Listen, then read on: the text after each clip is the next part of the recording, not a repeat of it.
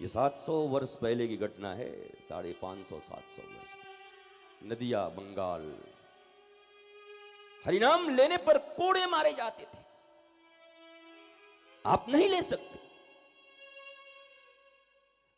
और हरिदास ठाकुर ऐसे भक्त कि जब जल्लाद मारने लगते, पसीने आने लगते, तो हाथ जोड़ कर कहते, भैया मैं कोई भागा थोड़े ही जा रहा हूं, थोड़े थक गए हो तो बैठ जाओ। और भीतर से पुकार कर कहते, चाहे लाखों कोड़े मारो, चाहे लाखों कोड़े मारो, पर हरि का नाम पुकार। भैया मुझे जितना मारना है मारो, जो करना है करो, पर क्या मेरी एक बात सुनोगे? एक बार हरि हरि कह दो, एक बार नारायण नारायण कह दो। और जल्लाद थक जाते थे मारते मारते, पर उनके शरीर पर निशान नहीं बनते थे। क्या इस साइंस को आज तक कोई पकड़ पाया? मारा जाता था हरिदास ठाकुर को और पीठ पर दाग उठते थे चैतन्य महाप्रभु के। How is it possible? किस विज्ञान के तहत यह होता था? अपने देवर के दिए हुए जहर को मीरा पी जाती थी, राणा ने विष दिया मानो अमृत पिया। टिक 20 इतना ले लो, सल्फास इतनी सी ले लो, अंतड़ियां फाड़ देगा। जानबूझ के खाओ या अनजाने में खाओ, वो कौन सी विधा थी मीरा के पास जो इतना हलाहल कालकूट विष। और बाद में जब राणा ने पूछा कि तूने मुझसे बेईमानी की है वैद्य, तूने लगता विष नहीं दिया। किस पात्र में विष दिया था? जिस पात्र में विष दिया था, केवल उस पात्र को होठों तक ले गया तो वैद्य मर गया,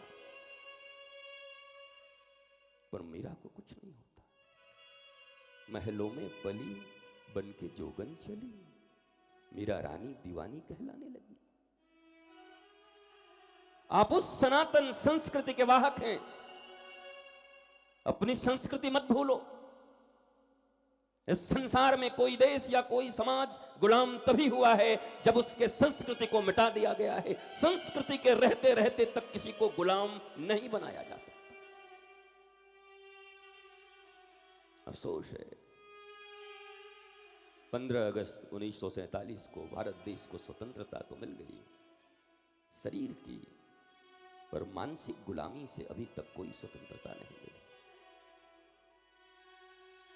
काम, क्रोध, मदमोह, लोभ, मत्सर्य, ये जितने भी राक्षसी प्रवृत्तियां हैं, उन्होंने हमें घेर रखी हैं। ये आजादी का दिवस कब आएगा?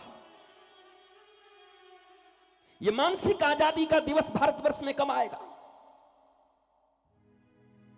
तन से स्वतंत्र और मन से गुलाम लोग न स्वयं का भला कर सकते हैं, न स्वयं आनंद में रह सकते हैं, न किसी और को आनंद दे सकते हैं। क्योंकि तुम्हारे दुकान में जो वस्तु होगी तुम वही तो बांट सकते हो। रसगुल्ले के दुकान में कभी जूते नहीं दिए जाते। आज हर व्यक्ति भिखारी बना पड़ा है। पति पत्नी से कहता है तुम मुझे प्रेम नहीं देती, पत्नी पति से कहती है तुम्हारे लिए तो मेरे पास टाइम ही नहीं है। मां कहती है तुम तो अब जब से बहू आई तब से मेरे रह ही नहीं गए।